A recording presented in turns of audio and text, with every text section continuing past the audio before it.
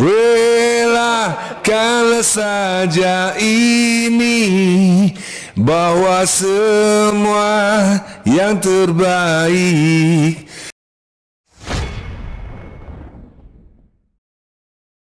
Kami langsung saja untuk menyampaikan aspirasi gitu ya, pengurus besar Persatuan Guru seluruh Indonesia. Baik Ibu Bapak sekalian, kami mulai saja penyampaian aspirasi pengurus besar Persatuan Guru seluruh Indonesia terkait dengan skema peningkatan kesejahteraan guru-guru swasta. Nah, guru-guru swasta ini disebut 3 istilah dalam peraturan pemerintah. Yang pertama GBPNS, guru bukan PNS. Yang kedua non-PNS, sama sebenarnya non-PNS ya, bukan PNS. Dan yang ketiga non-ASN. Nah, ini agak sedikit bermasalah nanti dengan penyebutan non-ASN ketika penentuan tunjangan profesi gurunya. Nah, penyampaian ini untuk aspirasi PBPGSI akan kami mulai dengan judul menolak lupa. Ya. Menolak lupa ini artinya nanti aspirasi kami ini terkait dengan apa yang pernah disampaikan. Pertama, janji tim kampanye Bapak Prabowo Gibran. Nah, itu di situ pernah disebutkan di beberapa tempat. Itu sudah kami cantumkan linknya ya Bapak Ibu di position paper kami. Guru di seluruh Indonesia akan diberikan tambahan gaji sebesar 2 juta. Catat ini ya. Nah, itu selama 13 bulan termasuk THR. Nah, ini Bapak Ibu.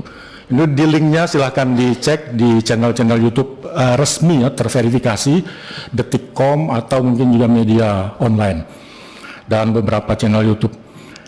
Nah, kemudian janji Bapak Presiden RI pada puncak HGN 2024 ya. Yang pertama ada 2 janji nih terkait dengan guru-guru swasta atau guru-guru non-ASN atau non-PNS atau GBPNS. Yang pertama, guru-guru swasta non-ASN nilai tunjangan profesinya ditingkatkan menjadi 2 juta rupiah per bulan. Itu artinya naik 500.000 karena sebelumnya 1.500.000. Siapa ini? Ini nanti ada merupakan kelompok guru lain ya, yang non-in-passing. Nah, yang kedua, janji Bapak Prabowo akan meningkatkan kesejahteraan guru-guru non-ASN termasuk guru-guru swasta yang belum mendapatkan sertifikasi melalui bantuan cash transfer. Atau mungkin bahasa Indonesia ini BLT kali ya, bantuan cash transfer. Yang besaran dan jumlah penerimaannya akan disampaikan pada tahun 2025. Nah, kita sudah masuk 2025, bulan Februari, tapi kami belum mendengar itu. Nah, baru kami masuk ke dalam aspirasinya ini terkait dengan kita menolak lupa dulu pada janji ya, karena janji kan biasanya berkaitan dengan lupa ya. Jadi kita tolak dulu lupanya itu. Nah, aspirasi PBGSI itu ada 5 hal yang kami sampaikan ya. Mungkin nanti teman-teman dari forum guru lain yang juga guru-guru swasta itu menambah, mendukung atau juga hal yang baru. Pertama, in-passing, kebijakan in-passing atau penyetaraan. Nah, in-passing dan penyetaraan ini usulan kami untuk dibuka kembali. Yang mana? Di kementerian mana? Di Kementerian Dikbud sebelumnya, sekarang Kemendikdasmen. Mengapa hanya Kemendikdasmen? Karena di Kementerian Agama sudah dibuka. Tahun kapan? 2023, tahun lalu. Nah, itu. Jadi mengapa kami usulkan ini? Karena supaya kebijakan pemerintah sesuai dengan Undang-Undang Guru. Sebagaimana tadi Ibu Esti, Ibu Pimpinan menyebutkan pasal 16 ayat 2, TPG guru itu harus setara dengan gaji pokok guru PNS. Nah, itu. Nah, kenyataannya dengan tidak dibukanya kembali, maka guru-guru yang mendapatkan TPG tanpa in-passing itu hanya mendapatkan 1,5 juta rupiah. Nah, ini tidak sesuai dengan undang-undang. Dan yang kedua, bantuan cash transfer. Nah, ini bantuan cash transfer usulan kami ya, kebijakan bantuan cash transfer yang akan diwujudkan tahun 2025 ini yang disampaikan Pak Prabowo tadi ini, makanya besarannya akan ditentukan tahun ini. Nah, kami mengusulkan sebagaimana yang dijanjikan tadi oleh tim sukses dari Pak Prabowo Gibran, yaitu kami usulkan sebesar 2 juta guru non sertifikasi, ya, untuk sebesar 2 juta rupiah gitu maksudnya, 2 juta rupiah untuk guru non sertifikasi, dan untuk guru yang sudah sertifikasi 1 juta rupiah saja tambahan. Karena kita juga memahami, kita menyadari sebagai guru yang sudah sertifikasi sudah mendapatkan gaji pokok sesuai dengan gaji pokok negeri atau setidaknya 1,5 juta. Maka tambahan 1 juta itu sudah kami anggap baik lah, ya. Nah, ini kapan? Mulai tahun 2025. Ya, guru swasta di sekolah maupun di madrasah. Ya, jadi bantuan cash transfer ini kami usulkan tidak hanya di Kemendikbudristek tapi juga guru-guru madrasah. Ya, karena memang kan anggaran pendidikan ini kan cost sharing ya antara Dikdasmen dengan Kemenak. Jadi kami sampaikan juga di sini, meskipun nanti insya Allah kalau nanti kami diterima di Komisi 8, kami juga sampaikan hal tersebut. Nah, yang ketiga, pengangkatan guru swasta sebagai ASN P3K kebijakannya ini. Ya, nah kami berharap mengusulkan adanya afirmasi pengangkatan otomatis guru swasta yang berusia 50 tahun minimum. Ya, sudah sertifikasi dan in-passing sebagai ASN P3K. Ini kapan? Mulai tahun 2005 atau 2026. Nah, yang keempat, ini nanti uraiannya setelah ini ya, Ibu Bapak sekalian. Yang keempat, penghargaan guru purna bakti. Kami berharap guru-guru swasta ini juga adalah guru-guru yang mengajarkan, mencerdaskan anak-anak bangsa. Bukan anak-anak swasta ya, tapi anak-anak bangsa. Oleh karena itu, berikanlah penghargaan dalam bentuk penghargaan dana apresiasi ya, dalam pengabdiannya dan sertifikat penghargaan pengabdiannya. Kapan? Mulai tahun 2025 ini. Nah, terakhir kami mengusulkan yang juga pernah menjadi komitmen dari Komisi 10, kalau tidak salah kami pernah mendengar pernyataan ini ya dari anggota, bahwa anggaran 20% APBN pendidikan itu sebaiknya dikelola sepenuhnya oleh Kementerian Pendidikan. Begitu. Jadi 722 triliun ya, saat ini untuk 2025 ini itu dikelola ya, tidak diberikan kepada kementerian lembaga lain. Karena kenapa? Nah, ini nanti alasannya akan kami perkuat. Seperti yang juga tadi disampaikan oleh Ibu Pimpinan. Jadi kapan mulainya? Ya kami berharap tahun 2026. Nah, aspirasi pertama, jadi kami uraikan ini Bu ya. Mohon uraiannya agak sedikit, kami percepat juga. Buka kembali in-passing penyetaraan. Apa alasannya? Nah ini aturannya Ibu Bapak. Jadi in-passing ini sesuai dengan amanat Undang-Undang 14 2005 pasal 16 ayat 2 ya. Jadi dengan adanya pasal 16 ayat 2 itulah maka guru-guru non ASN, non PNS, GBPNS itu di-in-passing, disetarakan. Agar apa? Agar TPG-nya itu tunjangan profesi gurunya setara dengan gaji pokok guru-guru PNS. Itu. Lalu maka dibuatlah Permendiknas pada tahun 2007 untuk penetapan jabatan fungsi GBPNS ini, guru-guru swasta. Yang dimana pasal 1 dari Permendiknas ini, yaitu penetapan in-passing jabatan fungsional, dimulai, kemudian pasal 5 penetapan mulainya, pasal 5-nya itu ditetapkan tanggal mulainya 1 Oktober 2007, paling lambat 1 Oktober 2010, dan itu sudah berjalan. Ya. Nah, cuma memang sayangnya kan kemudian PP-nya itu waktu itu yang digunakan PPSNP kalau nggak salah ya, PPSNP, PP tentang Standar Nasional Pendidikan. Ya. Nah, baru kemudian tahun 2009 ya lahir PP tentang TPG ini. TPG baik untuk guru maupun dosen. PP 41, di mana pasal secara tegas itu disebutkan juga kembali ya tentang masalah tunjangan profesi guru sebesar 1 kali gaji pokok. Pasal 5 ayat 1 ya. GBPNS atau guru swasta setara tingkat sesuai dengan tingkat masa kerja dan kualifikasi guru.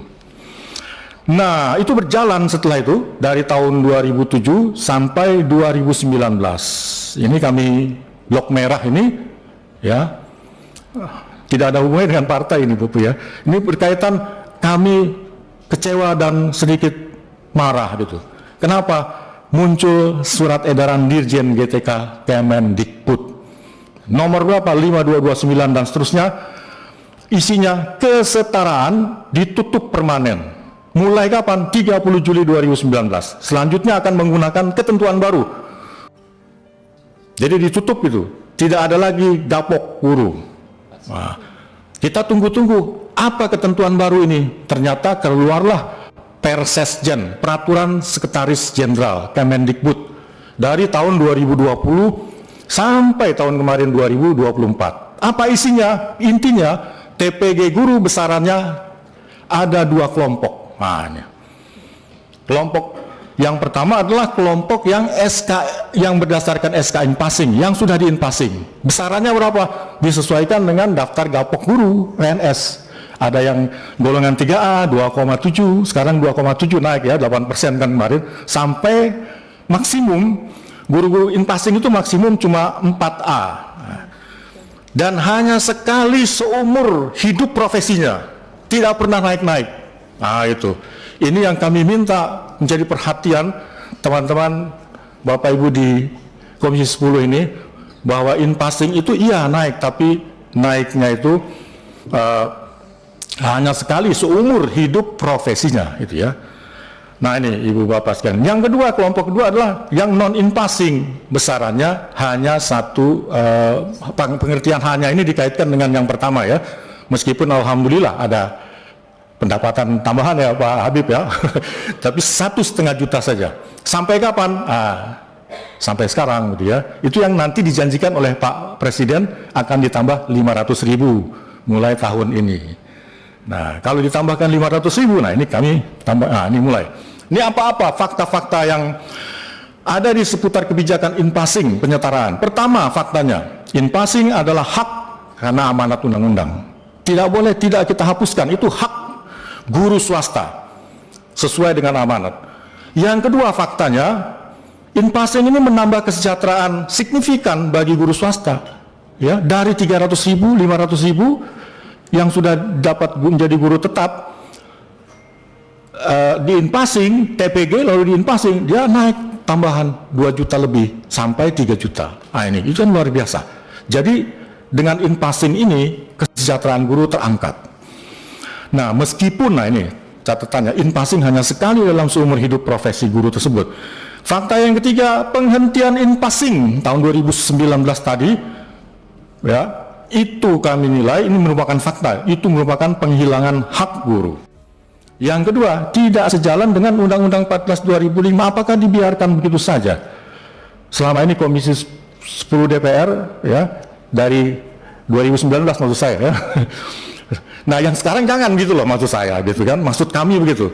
Dari 2019 dibiarkan itu terjadi kebijakan yang tidak sesuai dengan Undang-Undang Undang-Undang 14 2005 pasal 16 ayat 2 itu, Ibu pimpinan dan Ibu-ibu Bapak Ibu pimpinan anggota. Yang ketiga, jelas-jelas dengan 2 kelompok itu terjadi diskriminatif. Ini jelas tidak sesuai dengan tidak konstitusi, tidak sesuai juga dengan perundang-undangan, dan tidak adil. Ini dirasakan. Apakah merasa adil teman-teman dengan seperti itu? Tidak itu. Nah, ini suara rakyat nih Bu. Nah, ini saya. Nah, oleh karena itu, ya, buka kembali inpassing penyetaraan guru swasta. Ya, mulai kapan? Nah ini aspirasi kami yang terakhir tentang ini, semua guru mulai tahun 2005 ini. Jadi semua guru yang berhak memperoleh tunjangan profesi guru dari mulai tahun 2005 ini sampai sebelumnya tarik 2019 yang dihentikan itu harus mengikuti inpassing, wajib mengikuti inpassing atau penyetaraan, berhak untuk mengikuti itu. Yang kedua, semua guru yang memperoleh SK Inpassing tahun 2005 ini, jika usulan kami disetujui, itu berhak untuk memperoleh TPG dengan besaran sesuai dengan undang-undang, yaitu setara gaji pokok. Harusnya sih menjadi utang itu ya Pak. Tahun-tahun sebelumnya itu diambil itu, tapi tidak, kita coba maklum gitu ya. Oke, mulai tahun 2005 ini di Inpassing, lalu semuanya mendapatkan tunjangan profesi guru sebesar 1 kali gaji pokok guru. Terhitung kapan? Mulai bulan Januari. Jadi yang di passing Maret misalkan tetap dihitung mulai Januari. Karena saya kira cukup banyak. Datanya berapa? Itu kita sama-sama cari Kemendikbud. Soalnya kalau kami cari di Kemendikbud itu susah, Ibu Bapak. Ya, kami cari di unit layanan terpadu. Maret 23 kami minta data di unit layanan terpadu, itu disuruh taruh email dan sebagainya, nanti akan dihubungi sampai tahun 2025 2005 ini tidak ada itu info tentang data tersebut. Nah, ini Bapak Ibu. Nah, kemudian selanjutnya itu aspirasi pertama. Jadi aspirasi pertama ini kami tekankan kembali, mohon bantuan Ibu Bapak yang ada di komisi ini sebagai pengawas, bahwa di depan kita ternyata ada kebijakan yang tidak sesuai dengan Undang-Undang Sisdiknas, yaitu pasal 16 ayat 2. Oleh karena itu, supaya sesuai, mohon didorong supaya dibuka kembali in-passing ini. Nah, itu Ibu Bapak. Kemudian aspirasi yang kedua, bantuan cash transfer untuk guru swasta, GBPNS. Nah, lanjut. Nah ini, bantuan cash transfer, PGSI mendukung rencana Bapak Presiden memberikan bantuan cash transfer kepada guru-guru yang belum sertifikasi, ya. Yang katanya nanti besaran dan jumlahnya akan di penerimanya juga akan disampaikan pada tahun ini 2025. Tetapi faktanya memang guru-guru swasta baik yang belum menerima, lebih-lebih itu yang belum menerima, dan termasuk yang sudah terima, itu rata-rata masih di bawah kebutuhan hidup layak, ya. Kebanyakan guru-guru swasta itu kan hanya menerima gaji dari yayasan 300, 500, 1 juta. Kalau ditambah dengan TPG-nya, itu dari sisi undang-undang juga sebenarnya yang menyatakan bahwa hak guru itu mendapatkan kebutuhan hidup di atas rata-rata, di atas minimum, itu belum tercapai, ya. Jadi untuk pengembangan profesinya saja, ya, apalagi termasuk untuk pemenuhan kebutuhan sosial keluarganya, ya. Misalkan paling sederhana, misalkan keperluan yang sifatnya tersier lah, ya, dana untuk rekreasi. Nah, paling rekreasi dengan anak-anak naik apa? Naik odong-odong, Bapak Ibu. Nah, ini yang paling mungkin, ke kebun binatang yang murah-murah gitu. Ya, itu juga sudah alhamdulillah, ya, ada hiburan, ya. Tapi dari sisi ini belum memenuhi. Nah, oleh karena itu PGSI berharap sekali jika besaran bantuan cash transfer diberikan sesuai dengan janji kampanye tim sukses Bapak Prabowo Gibran, yaitu tadi saya ulangi lagi, untuk guru-guru yang belum sertifikasi diberikan 2 juta rupiah. Nah, untuk guru-guru yang sudah sertifikasi diberikan tambahan, ya, cash transfer itu 1 juta rupiah. Nah, ini aspirasi yang kedua. Aspirasi yang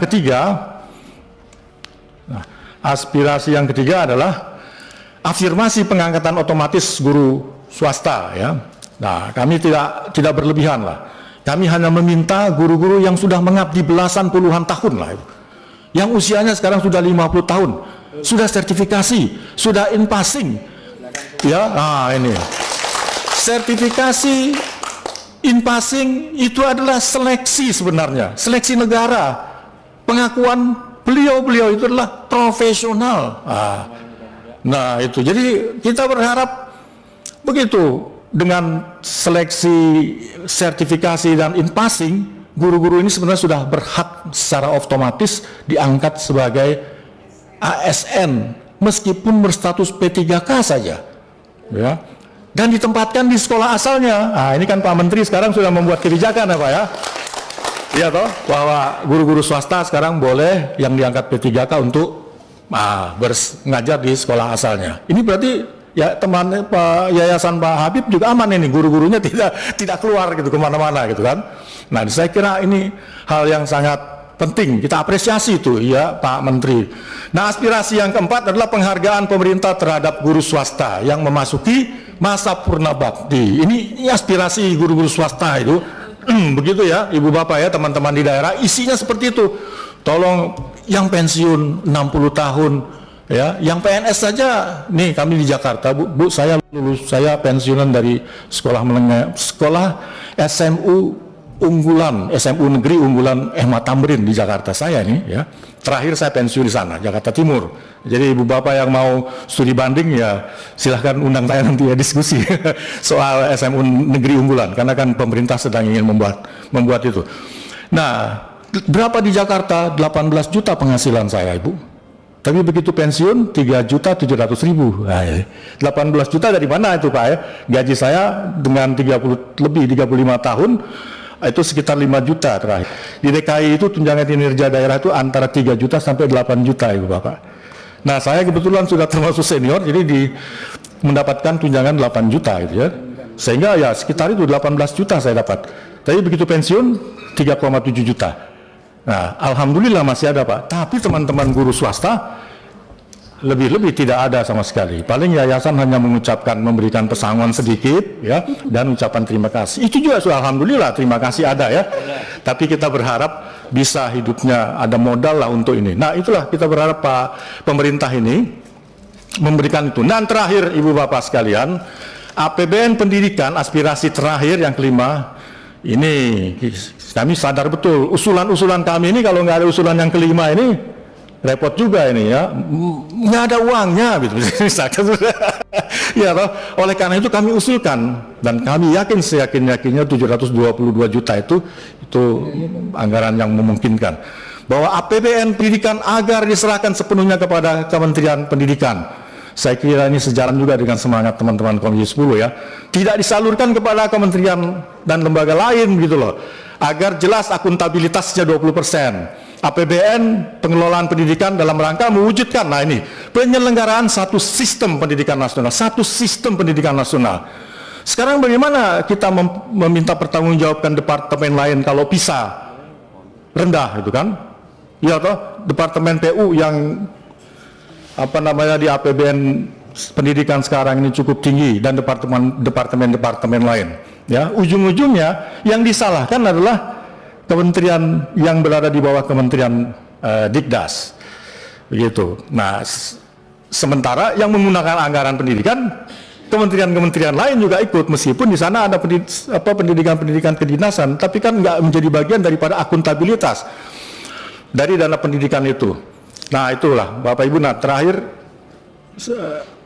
ya ini fokus anggaran. Nah, ini fokus anggarannya kemana? Ya, penuntasan peningkatan wajib belajar 13 tahun ya.